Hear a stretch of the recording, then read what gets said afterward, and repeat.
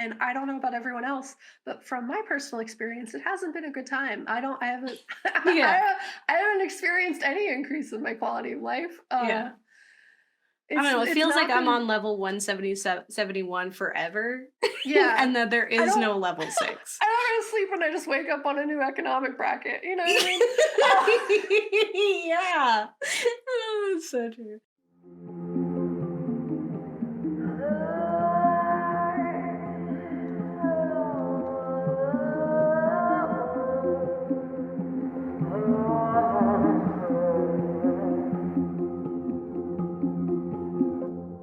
Hi, I'm Gabe, And I'm Kat, and and we're we are the the ghouls next ghouls next door, door. talking about spooky stuff, As we like do. capitalism, As also we often do.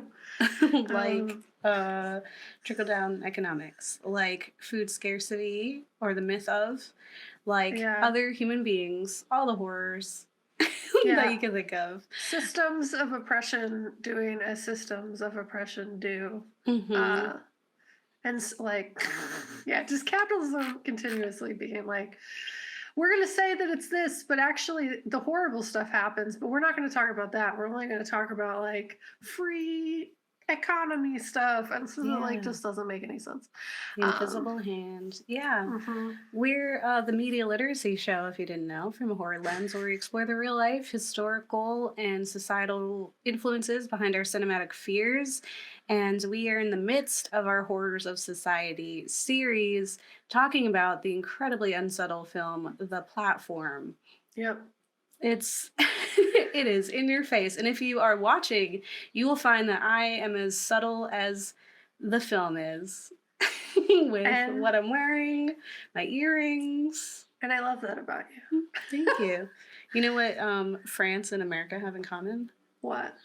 Nothing yet.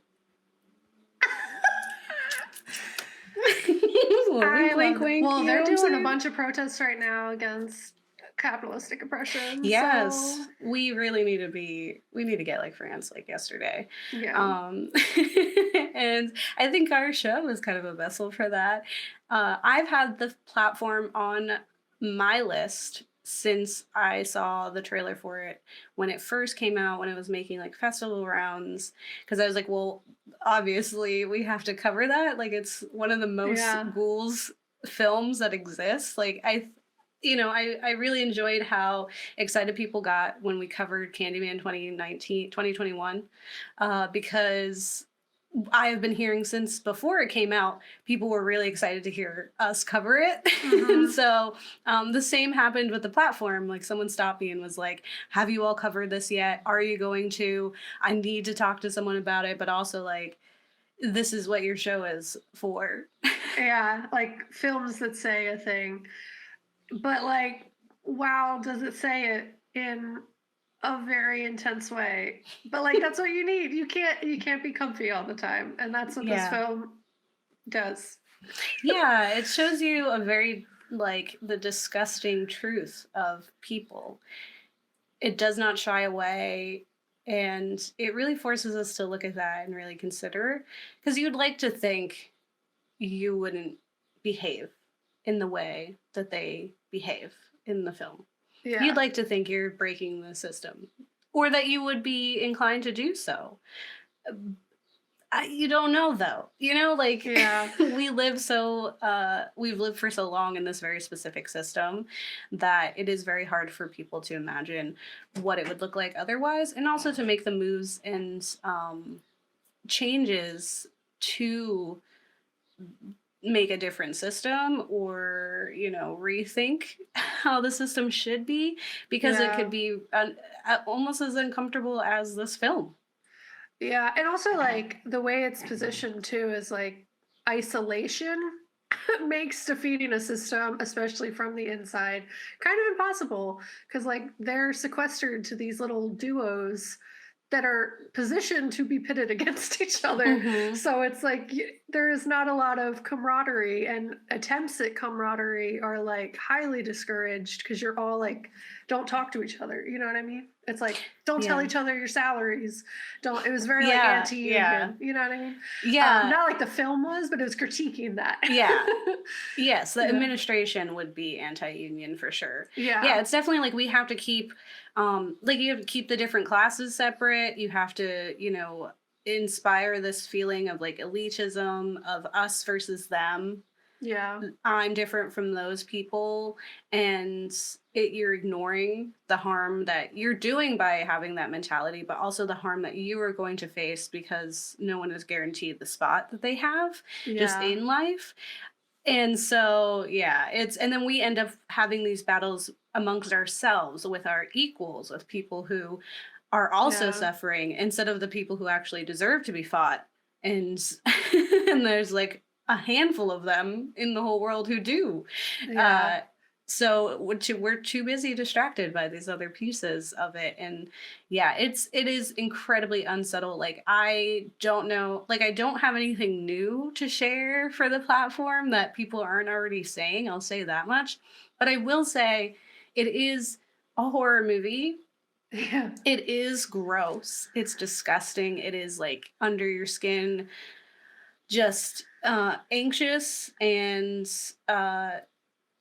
it is challenging to watch. So, if that is something that is just not your life, right? If you're not into gore, absolutely okay, absolutely allowed, right? You can Yeah. like whatever you want to like. So, listen to this so you get the gist of what it's trying to tell you, and you don't have to watch it. It's one of those things like we watched it so you don't have to. And not because it's bad, it's just not for everyone. Yeah, it was very intense. As someone who did not finish it because I'm a whole baby, uh, it's, I just think it's like really great that it exists, and I recognize that I don't have the stomach for it, but there are people who do, and it's It's like a very cool film in that it's like really on the nose. It tells you everything that you should be thinking Yeah. about in society, but it was gruesome. So if you're with sensitive stomach like me and a baby, but proud of it. Being a baby. Yeah. It's okay. Babies are welcome. Yeah. Uh, We watched Gabe watched it, so I didn't did. have to. So you don't have to. Yes, and I provided them with the play-by-plays, so they weren't Yeah. missing out. They knew what I was read it happening. all too. I Yeah. read the whole entire synopsis. Everything that happened, I know what happened. I just didn't want to visually see it. Yeah, and that's totally fair. Yeah. Yeah, like I said, it does not have to be for everyone. But for those of us who can stomach it, it's so obvious. It's quite a beautiful piece in that way. Mhm. And each character did its job very succinctly Mhm. and definitively. You didn't like the people you weren't supposed to like. You liked the people you were. And they all felt very human to me. They all had very real reactions, even some of the more horrendous of characters. And I was like, yeah, this person's absurd as heck, but you can't say like if we live in a society where they develop a platform whole prison, there's gonna be people who live like this. There's gonna be people who think like this. Yeah, it's like you're in survival mode all the time, unless you're at the top, and then you're bored, I guess, or No, feel you're guilty, even still or you're even still anxious. And yeah. you're also 'Cause you bitter. could You're be somewhere else, resentful. yeah. You're you're anxious and you're bitter and resentful, right? It's now I'll get into it, but it is now like your chance, your time to benefit from the system. So you don't even think about the fact that where you came from and where you might end up. Mhm. You just want to live in the now. It's just everyone's miserable. So yeah, why don't I hop in? Cool. So as I said, we are talking about The Platform. This is a film from 2019. It is available on Netflix. If you have it, definitely give it a watch before we're not able to share passwords anymore. And it's about and the Spanish, because it is Spanish, it's the Spanish language, so embrace those subtitles, just like Bong Joon-ho said, right? Like, don't let little words on the screen keep you from some amazing pieces of media. But the Spanish name for the film is El Hoyo, which is the hole. Which is cool. So it is about a vertical prison with one cell per level, two people per cell, only one food platform, and 2 minutes per day to feed. An endless nightmare trapped in the hole. It's directed by Galder Gatz. Telu Eurasia, and is written by David DeSola and Pedro Rivero. Platform is an unsubtle and disgusting film that confronts our acceptance of our toxic and abusive systems of power. The film, similar to Bong Joon-ho's Parasite in message and dissimilar in its cinematic grace, challenges the efficacy of capitalism. Set in a vertical prison of an indiscernible number of floors, each floor is a simple single room of concrete that houses two individuals. The rooms have two cement beds, a sink, a toilet, and a giant square hole in the center, offering a view up or down to the other rooms. Even more than our prison systems today, privacy is terribly out of the question. And we see that throughout the film with the ability to like look down and see what people are doing, but also to hear certain things that are happening with other people around. Listen, you get the comfort that you need when you can. Yeah. So, once a day, a perfectly fitting square slab platform floats down the prison, stopping at each floor for a short period of time before continuing its seemingly infinite descent. And on the platform should be food. And it certainly starts with a feast, but by the time it reaches lower levels, 50 plus, there's little to no or literally no food for levels 100 plus. It's very obviously what's going on, right? Yeah. People are eating too much food. We are introduced to our protagonist, Goreng, who is a volunteer member of this prison. He has agreed to a 6-month sentence in exchange for an accredited degree, which is laughed at by his cellmate, who is there because it's a prison and he committed a murder or a manslaughter. It wasn't intentional, so it was manslaughter. But he did that, and we find out all the different reasons for some of the other folks who are in there. But there's a mix of like people who are here as punishment and people here who found themselves here as volunteers, signed up for it. This voluntary imprisonment for one's own betterment brings to mind Margaret Atwood's And the Heart Goes Last or Boots Riley's Sorry to Bother You, both featuring institutions housing vulnerable communities that, having been victims of our capitalistic machine, have found themselves without alternatives, and they willingly sign up for, indentured servitude, essentially, where they live, breathe, and exist only as these Squid Games too. Yeah, Squid Game as well. Like you're signing up. There's an illusion of choice, and that's like what capitalism is an illusion of choice as well. Yeah. So but because of this, because they're volunteering to come in here, you have to wonder at the condition of the world outside for a 6-month prison sentence to seem an acceptable answer to the problem of poverty. Yep. In Goreng's case, he joins to quit smoking and to earn this degree, a degree that undoubtedly will be as meaningless as his kicked nicotine addiction. Yeah. Signing up for voluntary incarceration to earn a diploma is a direct reflection of our current educational system. Starve for a piece of paper that does not guarantee success nor a way out of poverty. Yep. But we have he a has whole generation of people currently dealing with that. Yeah, people who worked because they were told all this time this piece of paper is going to help, elevate you, get you out of the your current bracket, right? Allow you to just raise yourself and the people around you out of this, and that's not true because they just keep raising what that limit is, and they make it really expensive to do that. Yep. Anyway, each month the residents of these stone rooms are knocked out via gas and moved to a new level. The level designation appears to be entirely random. No amount of good behavior impacts your status, and at any moment you can earn or lose privilege. This seemingly random system changes its message from one overtly about classism, where in Parasite the levels between the different classes is potent and harmful. In the platform, we're all in this together. that fear of not knowing where you'll be next, the instability of your station does little to alleviate the stress of the lower levels, nor provide an atmosphere of security when you are on the higher levels, right? Yeah. Even knowing that in a month's time, if you can survive this level, you might be in a better level. You also might be in a worse level. So it doesn't help you if you're on the lower levels. And then if you're at the top, you know that it could be stripped from you at any moment. Right? Yeah. And so then you end up abusing the system out of fear. Yeah, They're 'cause you're all like, I fear just don't want to responses. be down there. It also makes me think of like the not having influence and get you where you're going. Like you can't help where you're born or who you're Hmm. born to be, and that Yeah. like their position within the system is influenced immediately by who you're born to, and that you have no control over that. Yeah. And even still, like you find in the film too that even our outside prejudices Hmm. inspire the way that we interact with other people. So even though at one point we encounter a black man on level six, which is at the top, he's still treated terribly. Mm. I was like, it doesn't matter where you are. Like we're still bringing um, those like ideas and beliefs with us on like, and then it just compounds, right?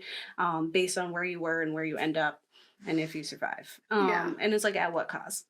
Because you were forever changed, right? Yeah. It converts you into this person who did anything they could to survive, which is oftentimes someone pretty awful. Yeah. When it's like just for you to survive, not for everyone to survive. And even then, anyway, this frequent change and the understanding that those above are also acting out of those same pressures generates a cyclical pattern of desperation, anxiety, and selfishness. Gorings first wakes up on level 43 with his roommate Trimagasi, who's a nasty old man that I dubbed Viejo Malo. He's terrible. And he corrupts Goring's first experience. And when Goring suggests that they take only what they need, because obviously, like the platform comes down, he's like, "Why are you eating all that food? Really gross. Like you don't have to make all those noises." He doesn't say that, but it's implied. Yeah. Trimagasi explains, "Are you a communist?" Like, Yeah. he responds like, "Are you a communist?" for suggesting that we ration it out. And he continues saying like, "It would be fair to ration the food. It's gonna like I don't know how many people are down there. We don't need it all." Yeah. Right? Like our bodies can survive with minimal. And Trimagasi responds that up there, they won't need a communist. Yeah. Yeah. So the Well, because answer they're seems, not going to be that. They're gonna, yeah. yeah, They don't care about the people below because now you're good. You have yeah, food now. yeah, Yeah. So the answer seems obvious, though we don't know how many floors there are. It would stand to reason that those in charge of El Hoyo would have provided enough food for everyone had they only taken their share. yeah, Right. This is confirmed when later Goring finds himself with a new roommate, an administrator who'd interviewed him for his place in this prison. Because remember, he volunteered and he had to interview, and he keeps asking too in all the interview process, he will ask continually, like, "Does that mean I'm accepted?" And she's like, "Not yet." And yeah, it's like, of course he's accepted. But also, like, why is he so stressed? yeah, But she hypothesizes that if everyone ate only what they needed, the food would reach the lowest levels. And she suggests that there are only 200 levels. yeah, And her naivety and understanding of the facility from someone at the top uh, because she is someone who is responsible for sending people to this horrible place. And yeah, she has this like warped, like you have to believe it when you're contributing to the problem, right? You have to believe it's not that bad. And so because she had that belief, she volunteered herself in here. And that ultimately brings about her end, just not understanding the yeah, severity of the place and that it's hopeless. yeah, She does put a lot of hope into Goring and had actually picked him because she is someone who's a part of the administration. She was able to pick where she goes, and she picked yeah. him. Ah, yeah. And interview with the director for on Collider, they explain the reasoning behind the administration holding interviews at all, saying Goring is meat for the platform. They'll accept him no matter what. But that way of approaching the interview by the administration makes it that access to the platform is shown as a great opportunity, as a luxury to aspire to, when it is actually your perdition. I'm sure we've all been through the same job interview like this, where it seems like I'm gonna make it. This is it. Did they pick me? Like, that's always the thing for me. Like, in job interviews, it's like you should be picking them. The same way when you're looking for an apartment, if the landlord makes you jump through hoops, it's like, you should want me. Yeah, You and should like, want your place filled. well, because it gives the illusion that workers don't have power. And also just like the whole idea is like, why do you want to work here? Because I need money to survive. Yeah. That is the only reason. It. You know, why do like, you want me to work here? Yeah, exactly. Why like, should I work here? And it just ties back to them like not wanting to recognize the power that the people inside could have by making it seem like it's this grand thing that they need to aspire to achieve. Yeah, Yeah. exactly.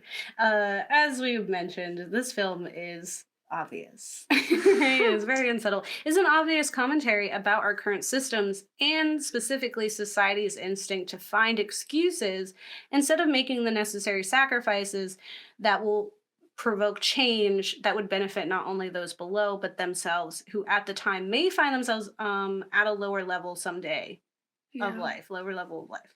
Right, so the idea is that, and we've said this too on our show many times, that change and making, like, being proactive about making those changes will be uncomfortable first. Like, we have to go through a lot of discomfort. We have to give up a lot of things that we have taken for granted so that we can shift things and then make things more equitable. But we have to go through a moment of discomfort first. And if you come from poverty or scarcity or places where you were uncertain and things were scary in that way, it is a lot harder to give up what you have, even if you know it's only for a moment.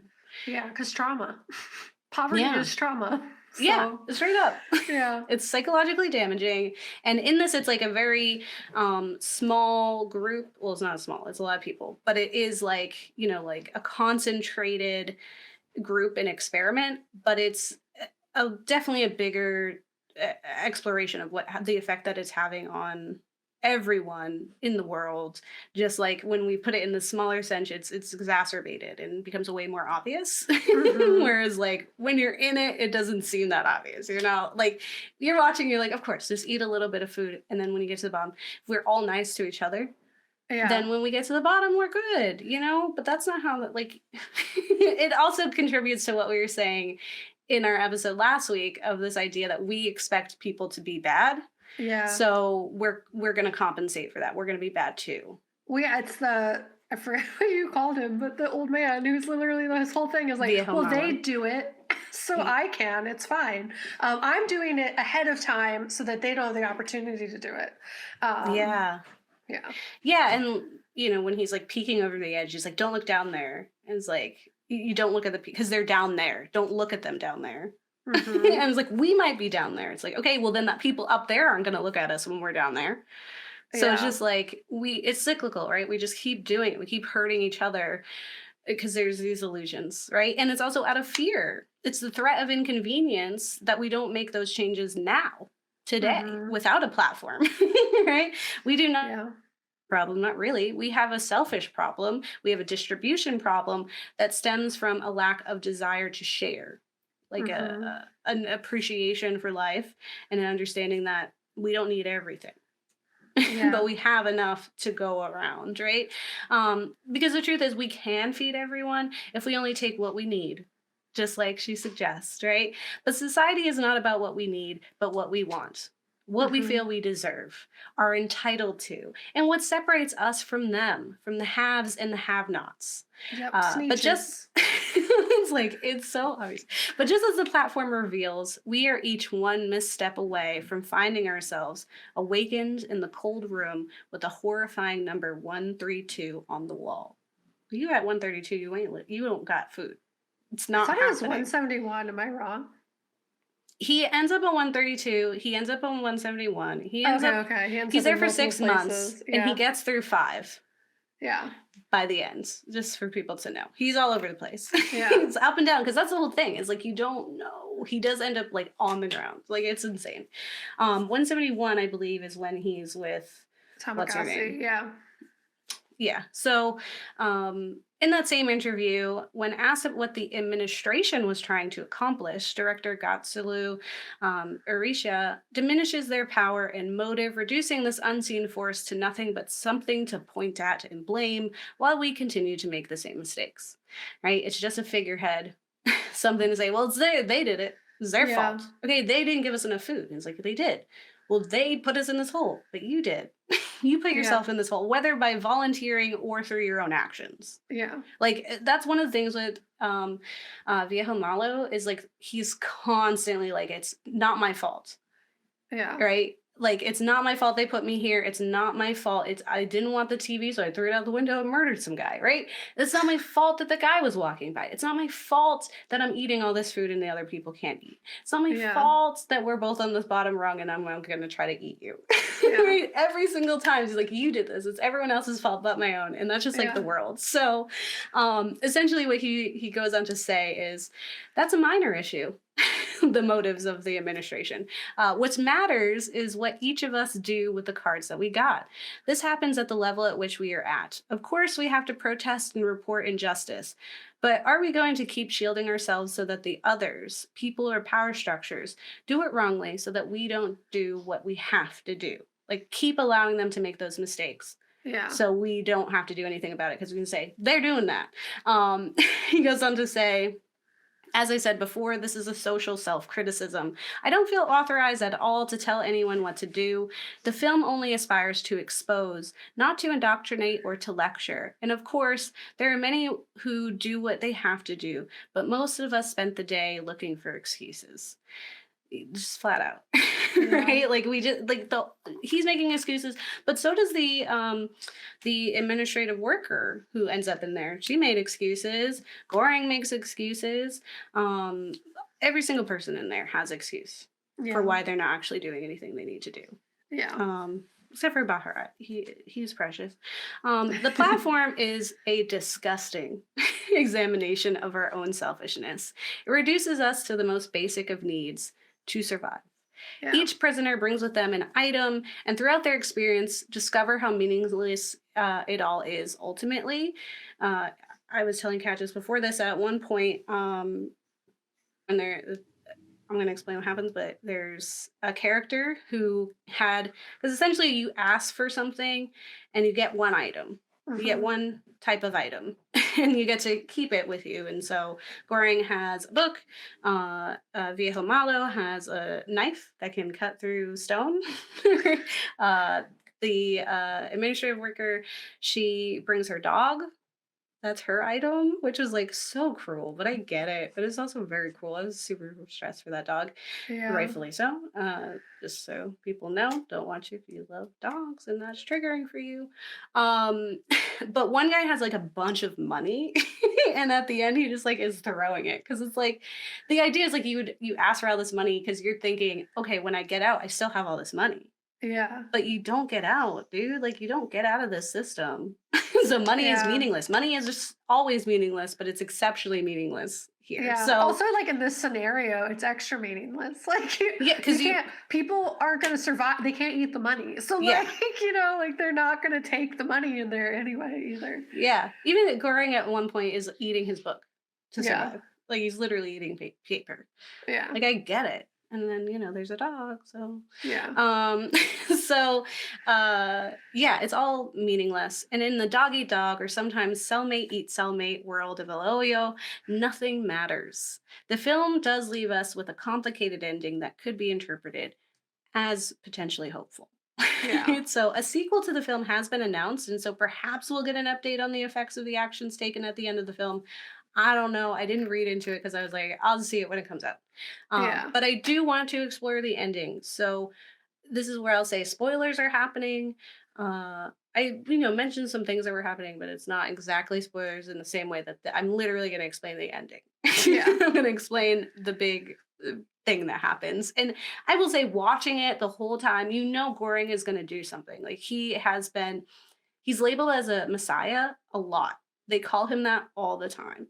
And at one point, even he has the black roommate who's like who's confronted by another person, and they're like, "You're just gonna follow this white man." And I was like, "Oh dang!" But they keep calling him messiah. They keep being like putting him up on this pedestal. He's like, the Matrix. What's that guy's name?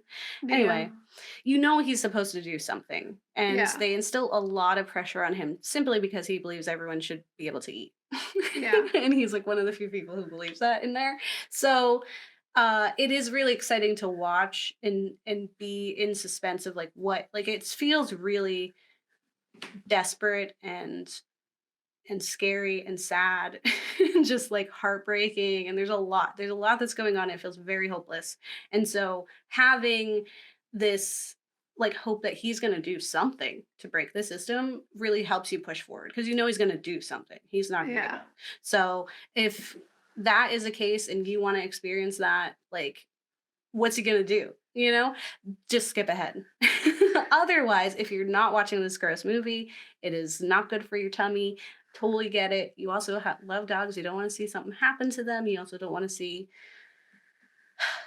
gross body things and Yeah, feces. you can read about it. Like you can read about it and You can listen have to this you episode. can listen to this episode, you can read articles about it. You just still get the gist without putting yourself through that. If that's Exactly. not something you want to be doing, and that's Yeah. okay. So either skip ahead if you're going to go watch it, or stay tuned. Here we go. So, after a truly harrowing and heartbreaking journey through several levels up and down, and roommates who now haunt him, Goring wakes up on level 6.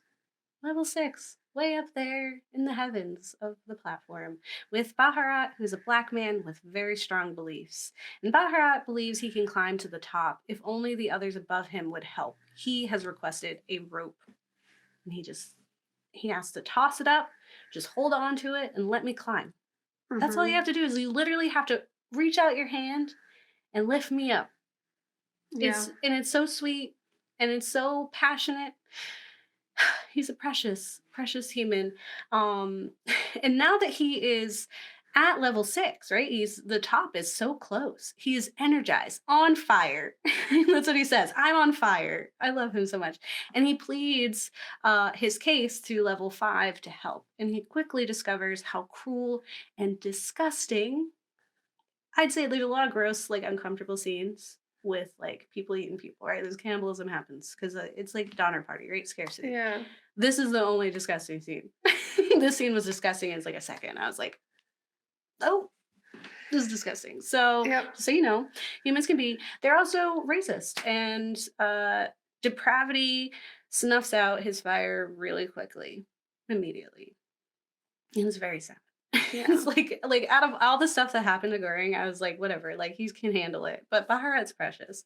So no longer content with simply surviving, Goering desires to break the system and to send a message to those up top, not to the administration that certainly do not care, right? They're not going to listen.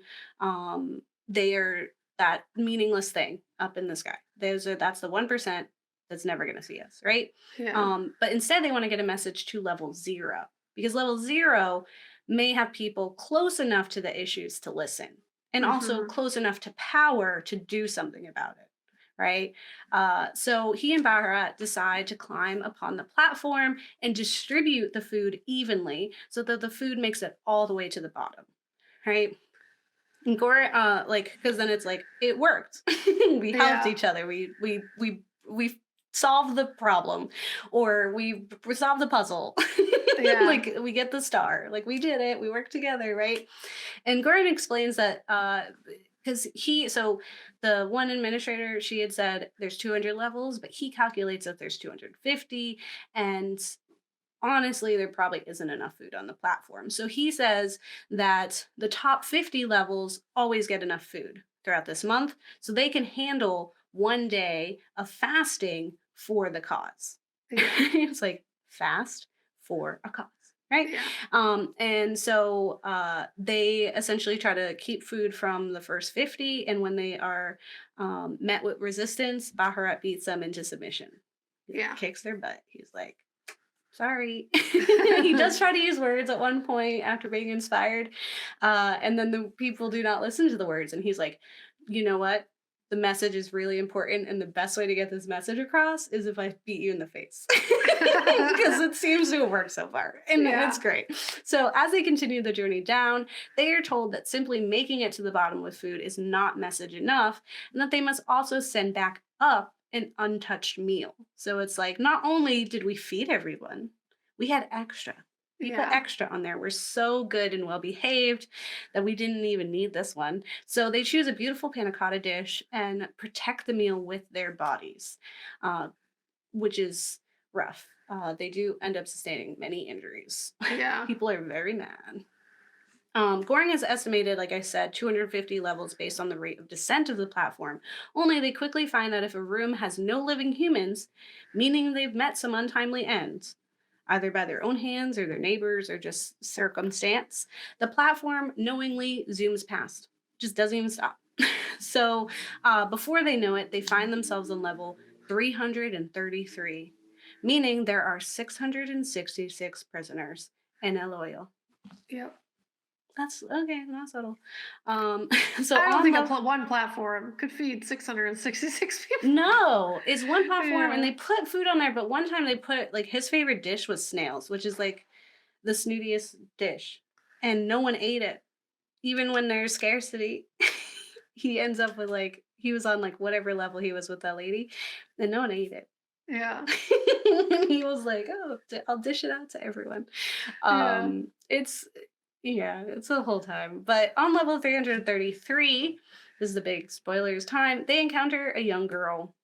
Throughout the film, there has been a woman traveling via the platform looking for her son, though we're told later that not only are there no children under 16 allowed in the hole, but that she doesn't have a son, that she actually signed up to be in the hole so that she could be famous, presumably with the goal of losing weight.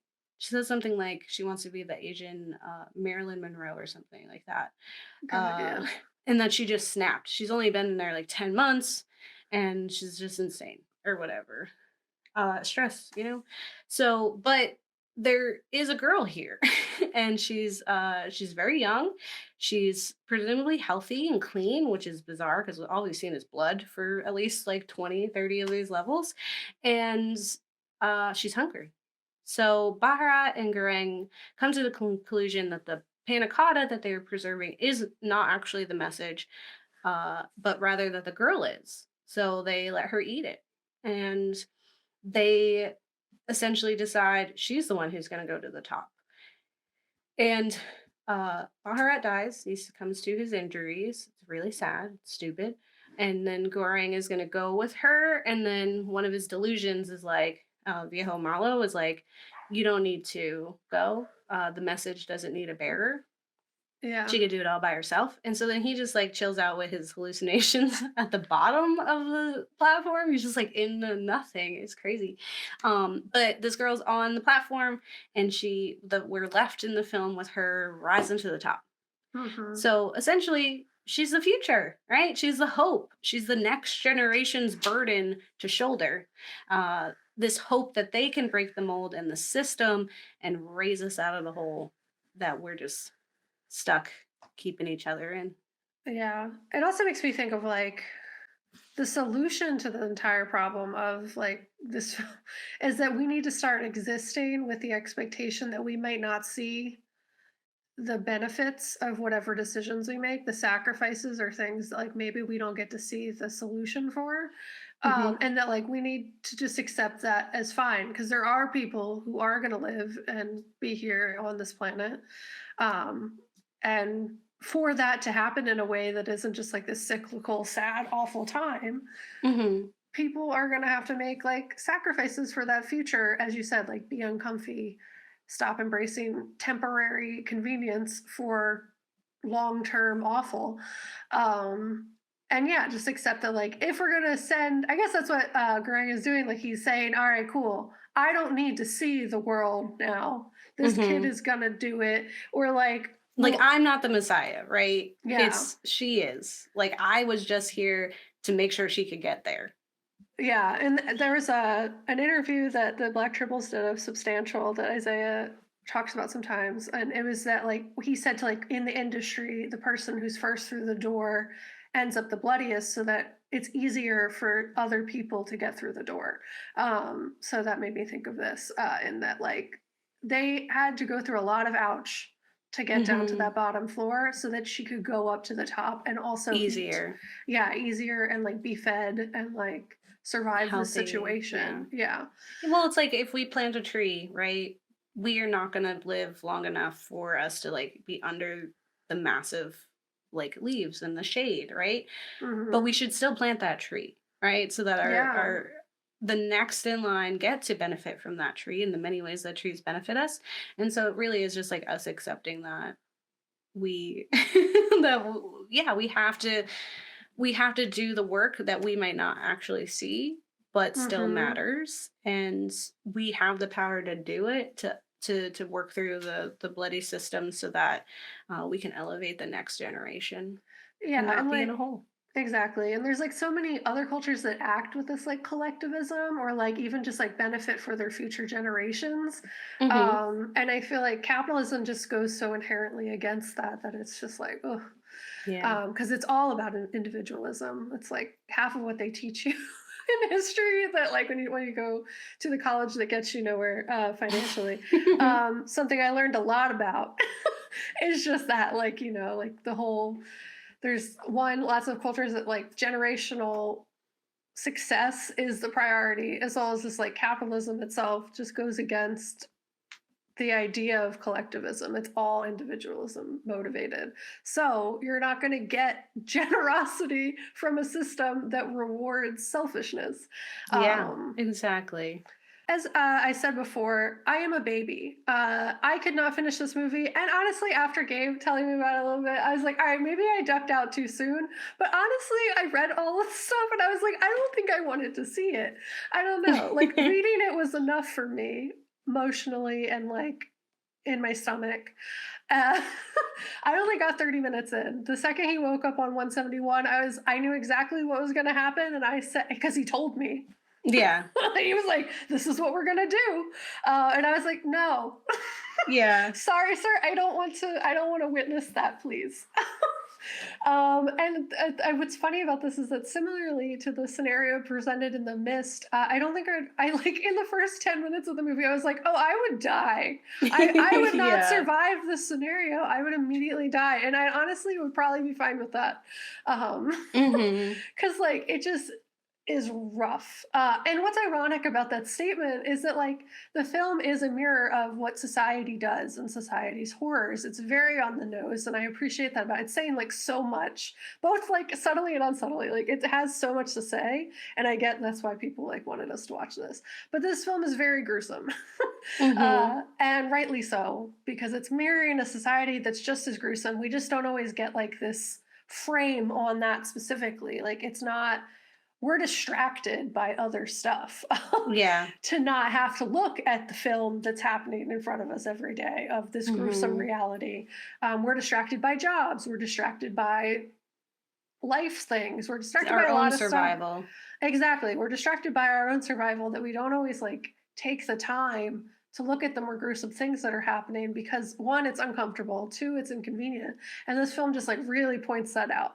Um, but in this world, it's very much like one that severely critiques capitalism, rightly so, and because it's about like a world in which people pit themselves against one another, and purely does harm from like, oh, that person would do it, so I should do it first. So that it goes from it really highlights the idea that like, oh, they would do it, so I should do it first. It's very much like the opposite of a disaster utopia that we discussed last week. It's the worst thing people are going to do. I need to do it because that's how I survive this situation. And it's okay because they're going to do harm to me. It's like Tamagotchi's whole thing. So, yeah, as I said, the second they woke up farther down within this horrible scenario, I knew exactly what was going to happen. So I Googled it instead. So if you are sensitive to gore, as we gave the disclaimer for, when it comes to eating things that you would not want to watch someone eat, like humans or food that has been altered, then I would not recommend this movie to you. You can read it or watch this episode. But if you have a stronger stomach than me, awesome. And maybe it wasn't that bad. The way you talked about it, Gabe, it's like, it was gross for sure, but like, It's brief. I It's probably brief. could have dealt with it. I just chickened out too soon. It's okay. And it's okay. But this film acts as a reflection on the failings of capitalism, but more specifically, trickle down economics in practice, not in theory, long Hmm. term. It also poses the ethical questions of what you're willing to sacrifice in exchange for wealth, or even more ambiguous, the opportunity without guarantee of wealth. Uh, Hmm. if you're like me and didn't know the ins and outs of trickle down economics, I'm going to cover the basics for you. Um, Reaganomics.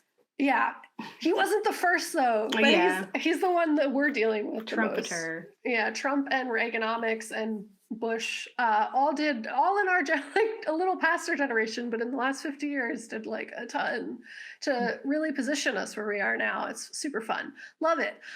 So the film does this in a very on the nose representation that Gabe covered at length, but in an article on Gizmodo.com titled "In the Platform Trailer, Trickle Down Economics Turns into a Literal Feeding Frenzy" by Beth Elderkin, they confirm the intent of the film being to critique capitalism and trickle down economics. They say that the film looks to be a social allegory for classism and capitalism, particularly of theories like trickle-down economics. Proponents of these theories believe that what's good for the rich is good for society in general, because eventually the surplus of benefits will trickle down to everyone else. However, as we see in the dark, unsettling dystopia, all it means is that the vast majority of people will suffer at the hands of the few who reap the greatest rewards. Hmm. So, trickle-down economics in theory acts as like, this is where I'm like, I read about trickle-down economics and I'm like, after that, I'm like, wow, this just like really seems to contradict the general principles of capitalism. So it's just Hmm. like real weird to me that people think this would ever work. Yeah. Yeah. Because essentially, if trickle down success is dependent upon rich people being kind and generous, but the principles of capitalism and wealth acquisition are motivated by individualism, self interest, and survival, expecting the latter to facilitate generosity is illogical. Hmm. To build excesses of wealth, a person has to be selfish. They have to be unkind. They have to manipulate the system in their favor at the expense of others. So to Hmm. expect kindness from people who achieve their wealth through being unkind seems pretty nonsensical. But I'm going to get into that's in my opinion. I don't know. I mean, But it definitely it makes sense. Like anyone who has a vast amount of wealth had to do many horrible, questionable things. Like you weren't stealing people's food and eating them, but you are. You are yeah, doing that. yeah. Because like to achieve wealth, you're cannibalizing your fellow human. Yeah. Yeah. Um, but let's discuss what trickle down economics is. So I think masterclass on the subject titled they do a whole little overview. It's a masterclass of sorts on Hmm. the subject of trickle down economics in an article called "Trickle Down Economics: The Basic of Trickle Down Theory." So, how does trickle economics work? Trickle down economics combines the ample amounts of both deregulation and tax cutting. Here's how it works in theory. First, you cut corporate taxes. Proponents of trickle down economics believe lowering the corporate tax rate is an innately positive public policy. For instance, Arthur Laffer, an economist from the Reagan administration, insisted lower taxes spur growth almost as a law of nature. He depicted this in the Laffer curve diagram, which is a source of contention between rival schools of economics. Hmm. Another thing they do is deregulate industries. Alongside ample tax breaks for corporations, supply side economics advocate for vast deregulation of industry in general. They believe that spurs innovation. That in Hmm. deregulation, you're increasing prosperity and affords the middle class a greater range of products to choose from as consumers. Which No. is also a lie because Yeah. Well, all we have that does is, conglomerates. yeah, and all it does is deregulate systems that are meant to like specifically like protect food, protect the environment, Hmm. protect water safety, Hmm. and the deregulation of, and also like safety of workers. It's very anti-union. Hmm. You're given a lot of expecting generosity in a system that is not about that. So I don't think it does any of those things, but again, that's my opinion. Reducing income taxes. So trickle down economics believe top marginal tax rates should be as low as possible. Um, Reducing income taxes specifically of the rich people. This means very low taxes for the millionaires and billionaires, as well as reduced capital gains taxes and estate taxes, which predominantly pull in money from the wealthiest individuals of society. Yeah. Let them keep the most money, because Yeah. then other people get money. You see, like, it doesn't equal. Like, it doesn't, Yeah. like, it's like A, B equals profit or whatever. It's like, what are that? It's not how that works. Yeah. The whole idea is that rich people are rich because they're just like the pillar of morality and they're the pillar of what is good, because capitalism positions wealth as the goal and what is good. Mhm. Even like, there's like a whole thing, like entire thesis in college is about like specifically Catholicism and like the whole thing where they're like, no, don't do money, and then all they did was take a ton of money. Yeah. They're like, this is the moral high standing, but then like we're hypocritical as heck. Yeah. So Yeah. it's very similar. It's anyone who believes in Trump is the same people who believed in the Pope. Yep. During that time. Exactly. So spurring economic growth is another goal of this. They say that through letting a lot of rich people have extra money, that it will trickle down to reach the poor people. So it says that from the vantage point of trickle down economics, higher taxes stifle the economy, while lower taxes make it prosper. The stated goal of this approach is to increase government revenue and overall GDP through tax cuts and deregulation. Although if you tax the rich, the government would have significantly more money for social programs. So it actually For kind infrastructure. of does the opposite.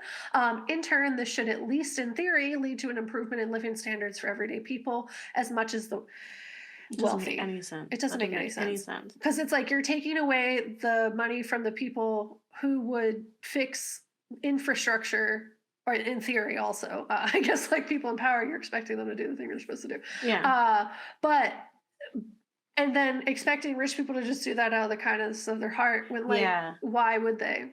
Yeah, it's like you stop the movement of the money. Instead, you just like have it on it's a one-way street, and it never goes anywhere else. Like, you don't tax them, it's not going to go into anything else. They're just keeping it, and now it's just in a pile, and they're hoarding it like they're dragging Jeff Bezos. Yeah. They're dragons. They're not doing anything positive. They're lighting everything on fire. With their meanness. So yeah, in turn, this should, at least in theory, lead to improvement. If you are alive today and not rich, you will see that it doesn't. Policymakers of this ilk also try to influence the Federal Reserve to set the interest rates advantageous to greater investment, which also sounds like they're fucking with the... which is illegal. With the money. What is it called? Wall Street. The thing with the... Stocks? Stocks, thank you. And that's illegal. You're not supposed to mess with the market. That's like, it's literally, you're not allowed to do that. But the whole idea of this is that let the rich people do it, though, because they'll make the money happen and then it'll go to the poor people. Yeah. But I'm not an economist. These are my opinions. Additionally, there are impacts other than wealth inequality that have lasting impact on our world. Deregulation of industries leads to increased harm, not just to our general public health, but also to the health of this planet. We have seen the results of this for much of the recent trickle-down deregulation of industries through the uptick of industry-based climate disasters, two of which happened somewhat recently and near where Gabe and I live. So this includes the spill that impacted Philly water, as well as East Palestine train derailment. We've also seen an entire generation of millennials be promised economic prosperity, or at the very least stability, with the pursuit of degrees that did not deliver. Our debt has increased with our vulnerability to these wealthy corporations and exploitations at the hands of the rich. The pandemic specifically shined a light similarly to like being on a platform to how vast this wealth gap has expanded, as well as the damage the 1% has caused the 99%, despite all the tax breaks and deregulation that they have been enjoying since Reagan. Yeah, we've seen it. It doesn't work. Yeah, because we're all sitting here like, why don't we have jobs easily? Yeah, where's the money? Why I get less than $15 an hour when rent is like $1,400 at minimum, usually like $2,000 to $3,000 depending where you live. If you live in California, New York, absolutely not. So it just ultimately shined a light on like how vast this income inequality is. We've covered this on the Ghouls before. We've shown the graphs and like it's like Mm-hmm. lower class, 1%, above the 1%, so like Yeah. 1% and like the 0.01% are like Yeah. here and here. So it's also the idea of like Bahara being like, just help me up. Yeah. Literally, all you have to do is reach out a hand. It doesn't like, hurt you. You're rich, but like you're not. Yes, You know what I yeah. mean? You're not us. You're not us. You're not a part of the elite that don't have borders. You're not level 5. Okay, Yeah, you're level exactly. 6. Don't look down. Is the whole thing. Yeah. So basically, if you're wondering, the majority of these trickle-down economic policies have been passed in the last 50 years. So we've been living the impact. And I don't know about everyone else, but from my personal experience, it hasn't been a good time. I haven't I haven't experienced any increase in my quality of life. Yeah. I don't know, it feels like I'm on level 171 forever. Yeah. And that there is no level 6. I don't go to sleep and I just wake up on a new economic bracket. You know what I mean? Yeah. That's so true. Whatever one I woke up on is pretty much where I'm at, probably until I die. So yeah, there's no way to get up there. You cannot get on that platform. Especially if you have anything wrong with you, and like wrong, I mean just like you don't feel good. Mm-hmm. You have any kind of disadvantage from the rip. Yeah. Etc. Most people are like one bad event from bankruptcy and from being out on the street and not being able to feed themselves or take care of themselves or be able to pay for hospital bills. So exactly. Like we're one paycheck away, or one or two at least, as you said, one disaster away from like the threat of homelessness. Mm-hmm. And as you've seen the country treat homeless people horribly, mm-hmm. you would think we would care a little bit more. But that's all. But you don't look down. You don't look down. The film is really on the nose, as you see. So I'm going to go through the 4 examples of trickle-down economic policy in practice, a lot of which has happened in the last 50 years, as I said, but many different presidents have passed some form of trickle-down economic legislation during their tenure in office. Here are 4 examples of such policies from the 20th and 21st centuries. Specifically, the Bush tax cuts in the early 2000s. President George W. Bush made widespread tax reform one of his administration pillars. The trickle-down economic theory served as a basis for these tax cuts. He reduced both the estate or inheritance tax and income taxes for the wealthy, as well as the middle class, with the help of Congress, which, I mean, if you were here when Bush was there, you saw that it like went up for like 2 seconds and then we had a massive recession. Yeah. Markets crashing all over town. Exploding. Yeah, exactly. So like, I don't think it worked.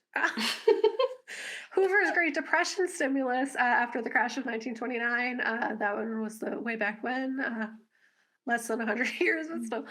President Herbert Hoover believed that the best remedy for the ensuing depression was to provide vast degrees of relief to corporations and industry titans. His attempts at doing so were unsuccessful, leading to widespread public backlash, as well as like the Great Depression. This culminated in the election of President Franklin D. Roosevelt, who ran an opposing economic platform known as the New Deal, which is what solved all those problems for like a really long time. The Green New Deal. It literally built the middle class. Yeah. Can't have that. It's like we have literal evidence, and it's like, nope. Let's keep the rich. But that's why they don't fund schools. Yeah, it's very intentional. Yeah. And when they do fund schools, they're like, let's make it real racist, though. So then next is Reaganomics. President Ronald Reagan is almost synonymous with trickle-down or supply-side economics. His administration worked with Congress to pass 2 tax reform bills during the 1980s. These brought the top tax rate down to almost 50% points for high-income earners, from 73 to 28. Mm-mm. So the 73 was something that was established in the New Deal. And he was like, I hate that. even though I Yeah. benefited from it my whole life. Here we go, 28%. We're going to lower that down. So while he was pursuing his regulatory and tax policies in the United States of America, the UK's Prime Minister Margaret Thatcher was pursuing similar economic reforms across the pond. And as we know, Donald Trump, the Tax Cuts and Job Acts of 2017, President Donald Trump worked alongside congressional Republicans to pass a sweeping series of tax cuts for high-income earners and wealthy corporations in the first year of his presidency. He lowered the top marginal tax rate from 35% to 21%, even lower than Reagan. So no wonder where we are. To the top corporation tax rates from 39 to 21. So the pandemic makes a lot of sense in that companies are able to vastly exploit their workers during that time and make a lot of money because the rates were so low, recordly low. Like they had not been that low before. And no Democrats voted for this bill, as a fun fact, highlighting the disparity of viewpoints on the efficacy of trickle-down policies between conservatives and liberals. I will also say that a lot of this deregulation is also geared towards, like, there's lots of horror movies that we've watched and discussed on the show about deregulating industries and how that vastly impacts the planet. I'm thinking that And the one workers. episode, with the water, the isopods, The Bay. the bay, thank you, because of deregulated industry, not taking the necessary precautions to make sure that there aren't diseases and monstrous things spread through general consumption and food. I also learned recently that most of our meat products in the United States are illegal in other countries because the regulations on them are so deregulated that the food is not safe because they cause cancer. Lunch meats were recently disclosed to be as dangerous for you as smoking in terms of cancer risk. So, like, obviously the deregulation is only making us die quicker so that we're not in a space where we can fight up against these very ridiculously rich and powerful systems that are geared to literally not take care of us. It's the opposite. There's no trickle down. They're like, they just want to punch you. They just want to punch down. And I will say the deregulation of the food industry too benefits from this narrative of food scarcity, because then it's like, oh, we can't be as strict and hard on the regulations because we need all this food. So we need to make all these sacrifices to ensure that we have enough food for everyone. It's like we do, and we could, just not in the way that you're doing it, not at the rate that everyone is consuming it. Yeah. And one thing that's pretty cool about this article that I got all this information from is that, like, they don't, like, agree with me, but, like, they do, just by listing what the dangers are of trickle-down economics, because the dangers are that you exasperate income inequality, you incentivize greedy behavior, and you prevent course corrections. So basically, policymakers have a hard time reversing course if they find that trickle-down economic policies don't live up to expectations. Like, essentially, the damage is already done. The people it's harmed have already been harmed in ways that are not really repairable, because you're impacting, like, their capacity for living. And that damage just can't be like, oops, that policy was bad, we shouldn't have done that. And the people are still hurt at the end of the day.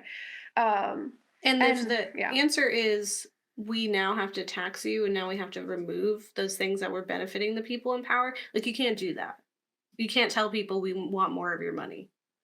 Yeah, and you've also, like, set the precedent for the rich people. As you said, like, they're like, we need it now. Why? You haven't been taking it. It's probably fine as is. We don't care about anybody below us. Don't look down at them.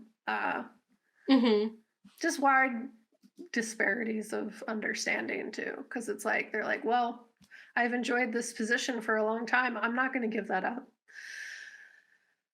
But yeah, that's the whole thing. Yeah, thank you. No, that was a wonderful, wonderful section, and because it's like, I get the gist, but I think having it listed out like that about why it is actually a problem is really helpful to, like, point to and just say, like, good. And I mean, having the heart of the issue be that you simply cannot be, like, a good person with that much money. Like, because you had to have done so many things. And that brings like to what you were saying, Kat, just like your theory of like, so in the film, oftentimes you see people falling even from way up above. And so it could be that people are pushing them so that they have more, even, Mm-hmm. or it could be that people just don't want to live with what they have done and the things that they've had to do to survive long enough to reach the top. Yeah. And that's, I mean, Squid Game is very much that too, right? Is like a lot of those people had to do really awful, terrible things just to make it to the end. And the goal is money. And that's another unsubtle program that's like, this is Yeah. about capitalism. And it's also like, and in not looking, it's like that whole, the people who have achieved in uncomparable, like unexplainable amounts of wealth have done so through intentional or unintentional harm. So Hmm. whether or not they're looking at the damage that they're doing or not, they don't feel attached to that harm. So like why would they want to help anyone from below? Like they've never had to like take a second and look down Yeah. because they're told the whole time, don't look down, don't look at the people you hurt along the way. um, so whether they're aware of it or not, the harm happens. Yeah. And I mean, it's just like Viejo Malo and how he did take someone's life, even if it wasn't his intention, by like throwing the TV. It's just that carelessness, right? Like you were feeling something. There was a selfish desire and emotion that you were experiencing, and someone else was hurt because of that, but he refuses to take responsibility for that. It's like, Mm-hmm. no, it's not my fault. I shouldn't be punished for this. It's their fault for being there. It was an immigrant. They were gonna steal our jobs anyway. Like he's like the worst. He Yep. was so the worst. Everything he said, you were like, you did not just say that. You're crazy. This is the Yeah. craziest old man I've ever seen. Yeah. But What a like, character. in essence, isn't he just a parent that you're like, oh, maybe we don't have contact because they went really far down the Trump train. Hmm. Yeah. Or just like, even still, like he is still also a victim of this system. Like he Yeah. still isn't as bad as the people who put you there in the first place. Yeah. And also, as horrible as he is, still don't believe in prisons. Like in Yeah. that way. The way that definitely not that prison. But it's like as absurd as it is, it's actually not that far. Yeah. Like And like they're thinking underfed, they're exactly. undernourished. And thinking of like the people who built it and put people inside of it, not realizing how bad it was. And who they're putting in there. Mm-hmm. Yeah. There's a The whole lot to be thing. said. There's a lot to Yeah. be said. And it's very obvious. It's wonderful. Highly recommend if you can stomach it. Again, it is like, I will say, there's a lot of gore, there's a lot of gross, but it is pretty brief. Like it happens and then you move on, and it's not dwelling on it. It's not torture porn in that way. It's not Eli Mm-hmm. Roth, right? It's not like, let's see these tendons. It's like, oh, we know that is a piece of somebody, and that's enough to be really Mm-hmm. gross, but you're not seeing them like eat somebody like that. It's just Yeah. like you get enough of the information to make the like point A to point B, to make the Yeah. conclusions you need to make, and then you move on, and it's like, that's not what's important. I'm not here to gross you out. Like, Yeah. I'm here to make you uncomfortable because this is a really awful situation. Yeah. And my whole thing was I didn't trust that wasn't that it wasn't gonna Yeah. be like an Eli Roth level. So the second he said what he was gonna do, Yeah. I was like, no, I Yeah. don't want to see that. Yeah. And I'm totally okay. fair. You're allowed to Yeah. protect your brain and your eyes. And I still So learned. I still learned from it. So yeah. just did it a different way. Yeah, and I hope you learn from it by listening to this and watching it. If you did watch it, let us know what you think. If you're excited for the sequel to come out, what that potentially can bring us. If there are other programs that you feel either work similarly to the platform or maybe are better, maybe they are even more on the nose other than ones that we've like mentioned, we love suggestions. Let us know what you're thinking. If you are an economist and you love trickle down economics, go ahead, shoot us an email, let us know. We don't believe you, but go ahead. If you're an economist and you don't believe in it, how does that work? Uh, Yeah. how do you make money? Anyway, so Yeah, I think this is a great contribution to the Horrors of Society series. We have another episode about just working and Hmm. capitalism again, but just about Yeah. how we don't have to do that. We do not Yeah. have to become our job. You don't have to Yeah. do that. You don't have to. You work to live, not live to work. Yeah. Hustle culture is a cult, and it's a problem. Yeah. And I also, can't wait to talk about it. me too. But the one law, the last thing, is Okay. that economists who are socialists can still talk about it because you still make Yes. money in socialism. It's Yes. communism that you maybe not as much, but that's probably Yeah, what they're and you can doing. also like if you're like you can have a very specific intent to combat our current systems as an economist. Like you can have it with this idea of like I'm going to raise money to disperse it and not hoard it like a dragon, Yeah. Jeff Bezos. So anyway, thank you so much for listening and don't get married. Well, eat your kids. Or you put your kids on a platform and they make it to the top. They Yeah. break the Maybe system. maybe you don't see the benefit, but they do. Maybe they are the panna cotta. Yeah. That's it. All right. Bye. Bye.